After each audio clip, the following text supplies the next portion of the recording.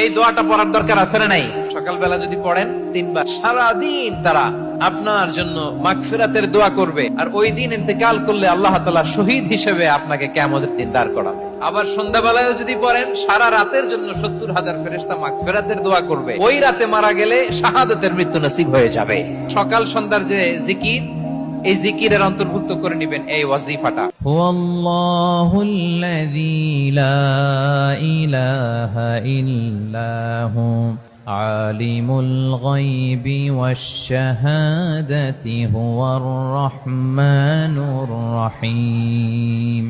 والله الذي لا إله إلا هو الملك القدوس السلام المؤمن المهيمن العزيز الجبار المتكبر